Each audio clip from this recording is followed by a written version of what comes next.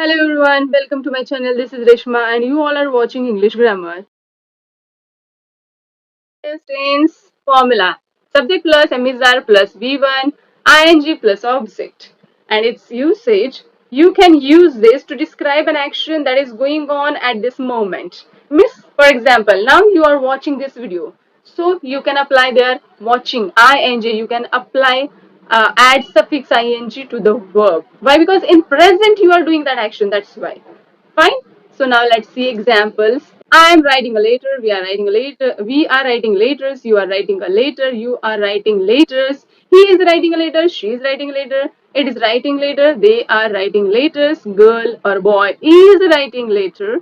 Girls, boys are writing letters. It is very simple. So only M is R where you have to write that. Just go through this video and verb plus ing everywhere you can apply here. See, you can just look at this all the examples all over. I have used writing means verb plus ing you can simply apply. Only the thing is that you have to think about helping verb. Main verb will be remain same, only you will have confusion between helping verbs. So M should be written after I.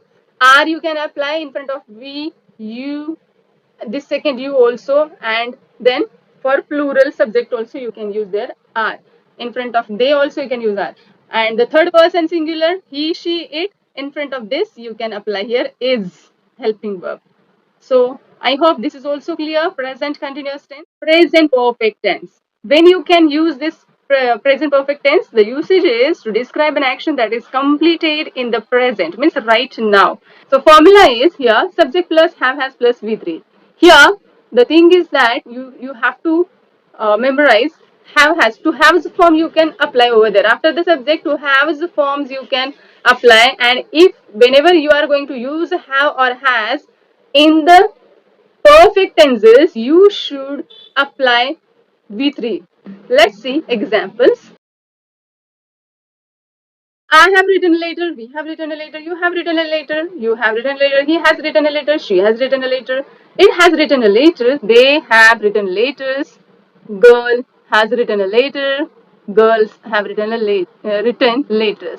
So this way you can use present perfect tense. Here, have and has. Has you have to apply only in front of third person singular, means he has, she has, and it has. And all over you can use have. So I hope this is also clear, present perfect tense, how to use. Now let's jump on the last form of tense, which is present perfect continuous tense. When you can use this? When you want to talk about activities which started at a particular time in the past and are still continuing up until now. And its formula is subject plus have has plus been. Been word is extra over here. Why? Because have has if you are going to use, then you have to use V3. So M is as means to be's third form is been is used over here. Plus object, last at the end is object. Now let's see examples.